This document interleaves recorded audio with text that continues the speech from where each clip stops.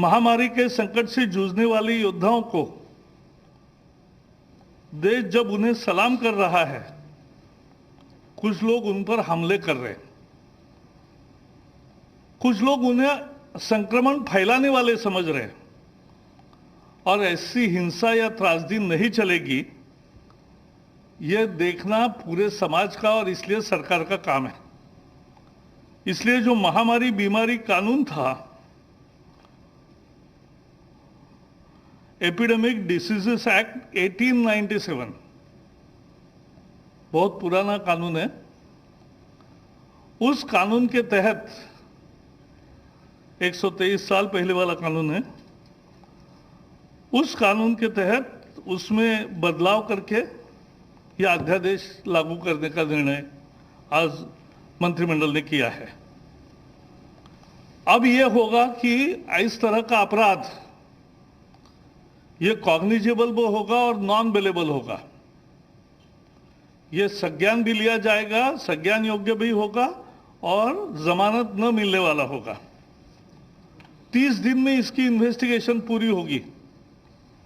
Senior inspector के level पे ही investigation होगी और 1 साल में फैसला आएगा और सजा भी कड़ी सजा का प्रावधान किया है। 3 महीने से 5 साल सजा हो सकती है अगर इन पर हमले हुए या कोई नुकसान किया, और 50,000 से 2 लाख रुपए तक का जुर्माना देना पड़ सकता है। 50,000 से 2 लाख रुपया केसेस के ग्रेविटी पर तय होता है।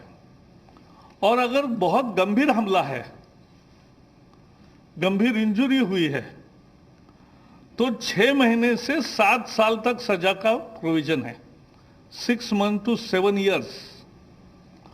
और ऐसे केसेस में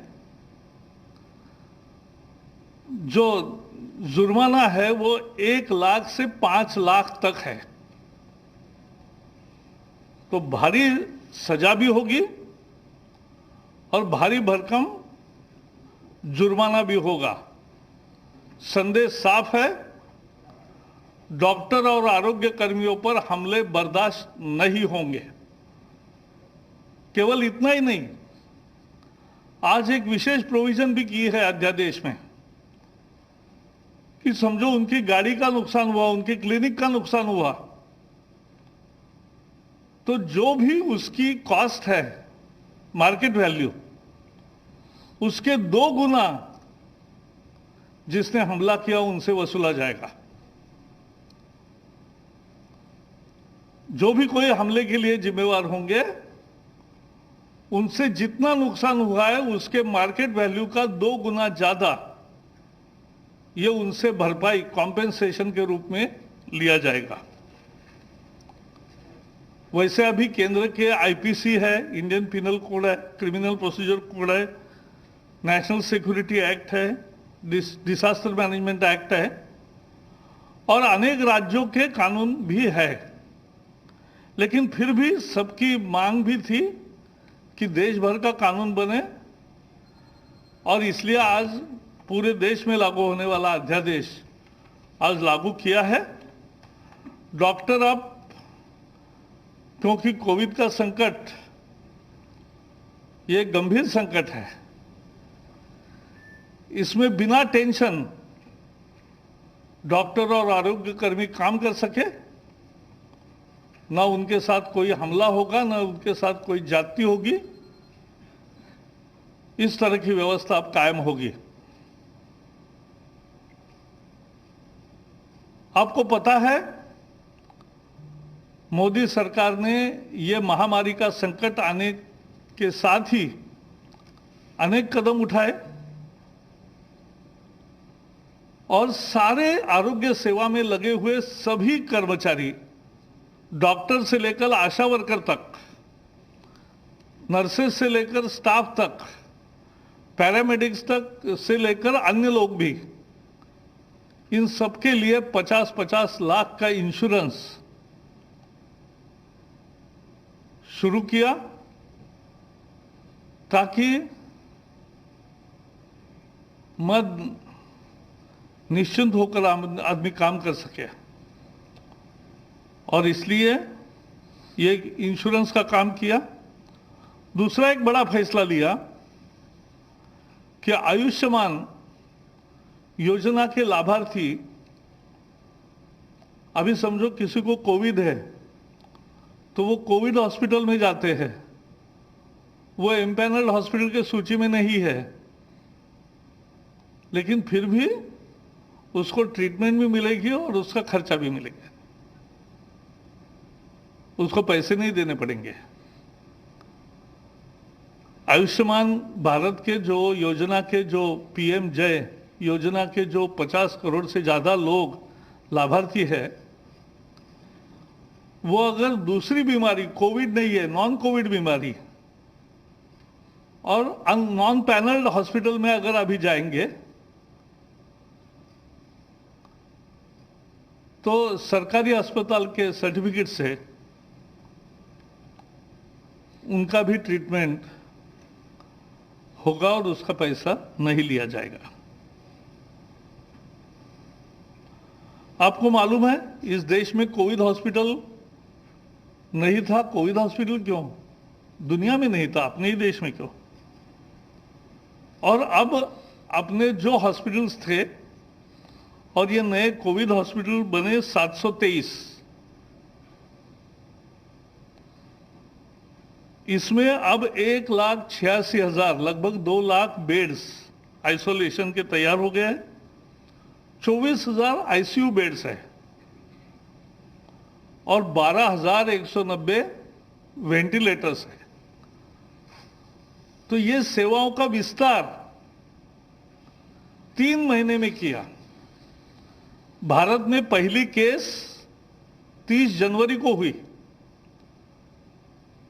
उसके पहले चीन में संक्रमण आया, तभी से प्रधानमंत्री हमें कैबिनेट में भी बताते थे कि ये गंभीर संकट है, ये चुनौती सारे विश्व के सामने आएगी और हमें तैयारी करनी चाहिए। और इसलिए तैयारी में जुट गए। जहां पीपीई की बात है, हमारे यहां एक भी फैसिलिटी नहीं थी। आज 77 डोमेस्टिक मैन्युफैक्चरर्स हो गए और 1,88,00,000 इतनी इनको ऑर्डर दी है और रोज सामान आ रहा है। N95 मास्क जो डॉक्टरों को लगाने चाहिए, जो आरोग्य कर्मियों को लगाने चाहिए, जो कोविड के पेशेंट से ट्रीटमेंट का काम करते हैं, उनको लगाना चाहिए। इसकी अभी 24-25 लाख है उपलब्धता और 2.5 करोड़ लगभग ऑर्डर दिया है। तो ये विस्तार है सेवाओं का। तो ये काम किया है और इसलिए मुझे लगता है कि पूरे आरोग्य कर्मियों के आरोग्य परिवार का ही पूरा ख्याल रखने का सरकार का मनोदय है और यही मनोदय आज के इस अध्यादेश से साबित हुआ है। Friends, today cabinet met under the chairmanship of Prime Minister Narendra Modi and approved promulgation of an ordinance to amend the Epidemic Diseases Act 1897 in the light of pandemic situation of COVID-19.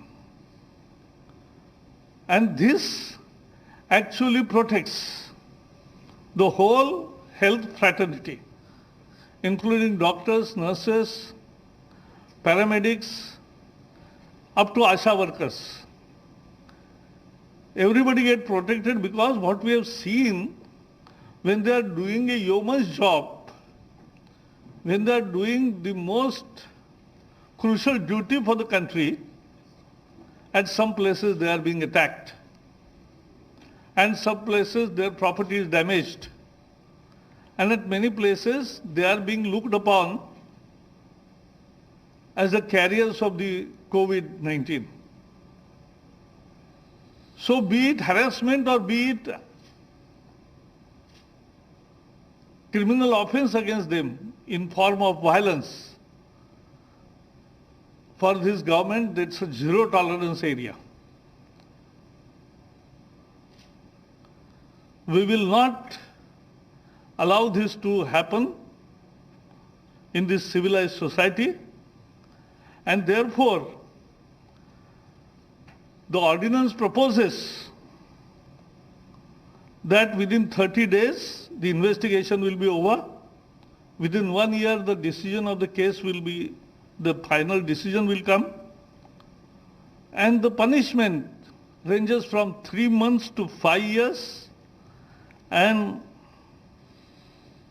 fine from 50,000 rupees to 2 lakh rupees. And in severe cases where serious injuries, grievous injuries have taken place,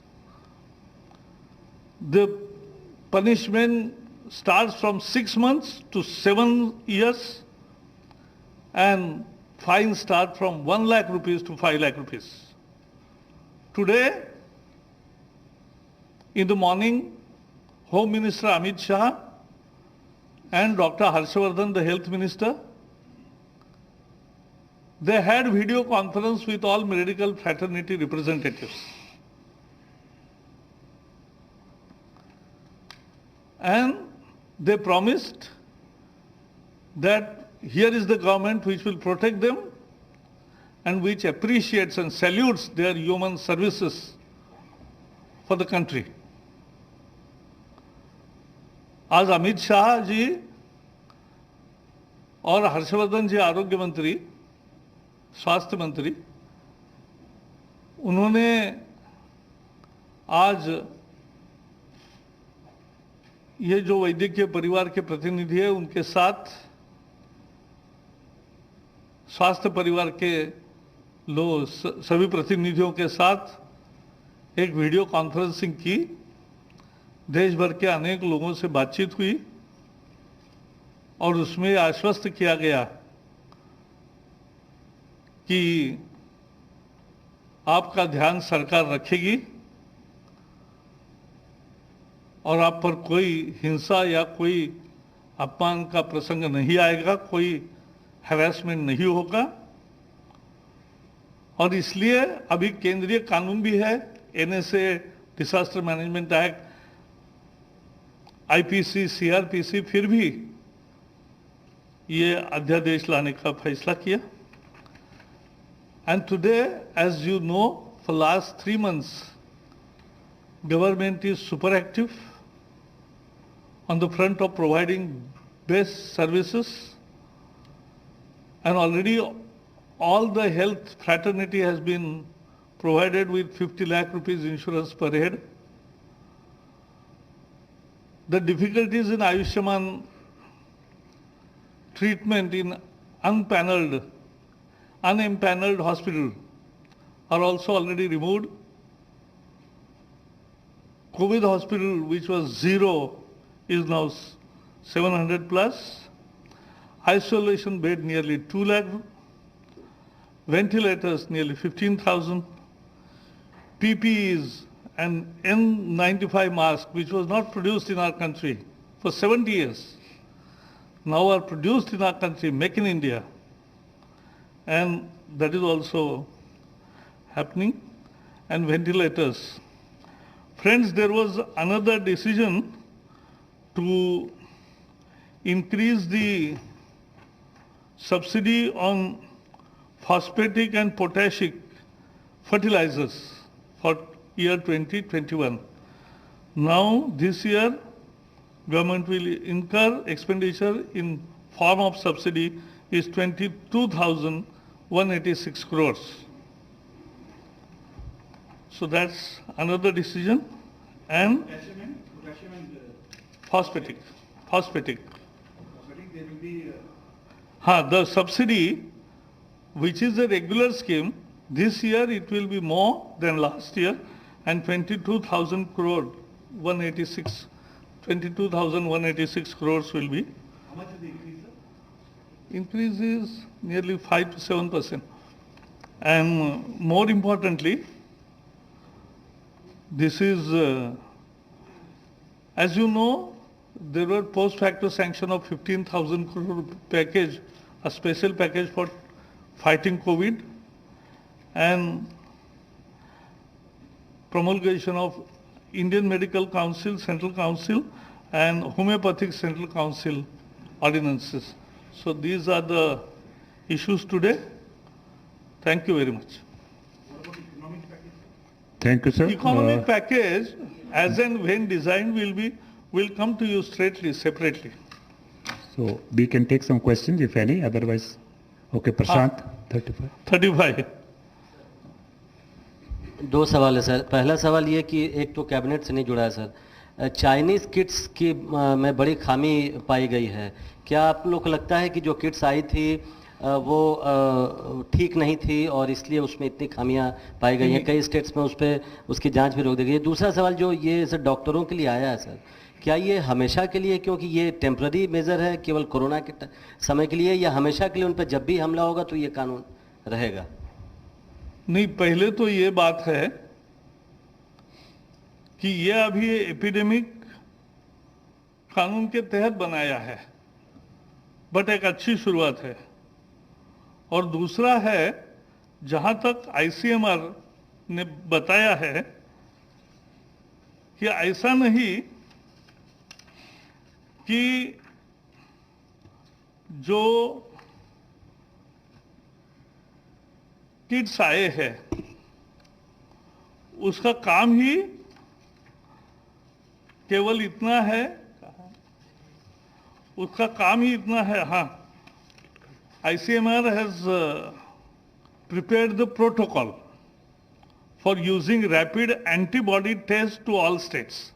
सभी राज्यों को ICMR ने कैसे rapid antibody test का उपयोग करे यह बताया है। यह टेस्ट नहीं है, टेस्ट कोविड है कि नहीं यह तय करने वाली टेस्ट अलग है।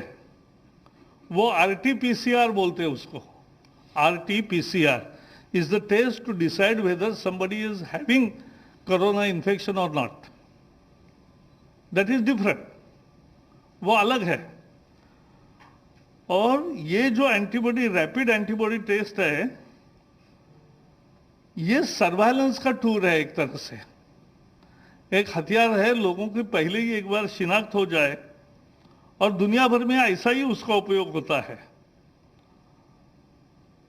और ये देखते हैं कि किसी के शरीर में एंटीबॉडीज तैयार हुए हैं क्या, ये देखते हैं। ये उसका एक लिमिटेड काम है।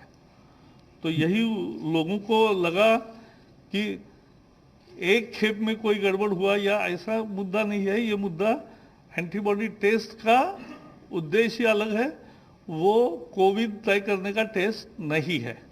Mister Ravinder Kumar, please use mic. जमाने के जो कानून था 1897, उसमें जो बदलाव किया गया अध्यादेश द्वारा, क्या उस कानून में डॉक्टरों या नर्सों के ऊपर पहले किसी तरह के हमले में कोई सजा का प्रावधान था, या नया एक प्रावधान है, पहली बार लाया गया? Good question. तो अध्यादेश आने के बाद आपको भी पता चलेगा। ओके, ये 261 सर, जो आपने बताया ICMR वाला, उसी से जुड़ा हुआ है कि ICMR ने रैपिड टेस्ट पर रोक लगा दी थी, तो अभी स्टेटस क्या है? कि अभी क्या जांच के लिए बोल दिया है कि अभी रोक बरकरार है? हाँ, अच्छा होगा। एक नई व्यवस्था के तहत आज दोपहर 4 बजे हेल्थ मिनिस्ट्री का नहीं है, वही तो मैं बता रहा हूँ वही मैं बता रहा हूँ कि आज नहीं है। अब व्यवस्था ऐसी होगी कि सोमवार, मंगलवार, गुरुवार, शुक्रवार 4 दिन उनकी प्रेस कॉन्फ्रेंस रहेगी, और बुधवार को कैबिनेट का ब्रीफिंग होगा, और शनिवार रविवार को प्रेस रिलीज आएंगे ही। तो आज भी ICMR का प्रेस रिलीज है, आपको मिलेगा। सर 110 प्रकाश जी, मैं मनीष झा हूँ TV9 से। जी। चूंकि कैबिनेट ने आज हेल्थ को लेकर ही फैसला दिया, तो क्या इस बात पे भी चर्चा हुई? बहुत सारे हॉस्पिटल्स में लगातार पेशेंट कह रहे हैं कि हमें सर्जरी करानी है, हम करा नहीं पा रहे हैं। अलग अलग स्टेट गवर्नमेंट में बहुत कन्फ्यूजन है। कोई कह रहा है कि कोविड टेस्ट अनिवार्य नहीं है, कोई कह रहा है कोविड टेस्ट हो सकता है, एम्स की भी OPD बंद है। ऐसा है, एक महामारी जब आती है, पूरे विश्व में अनेक देशों में क्या स्थिति बनी है वो हम देख रहे हैं। भारत की स्थिति तुलना में ठीक है, लेकिन हमारा उद्देश्य तो जीरो होने तक का है। तो कैबिनेट की आज बैठक हुई, जिसके बाद प्रेस ब्रीफिंग यहां पर चल रही थी और कैबिनेट की बैठक में स्वास्थ्य कर्मियों पर बड़ा फैसला लिया गया है। स्वास्थ्य कर्मियों को लेकर सरकार अध्यादेश लेकर आएगी, उनकी सुरक्षा के लिए अध्यादेश लेकर आया जाएगा। मेडिकल टीम पर हमला करने के मामले में जमानत नहीं होगी, 1 साल में फैसला आएगा। मेडिकल टीम के खिलाफ हिंसा किसी भी तरीके से बर्दाश्त नहीं की जाएगी।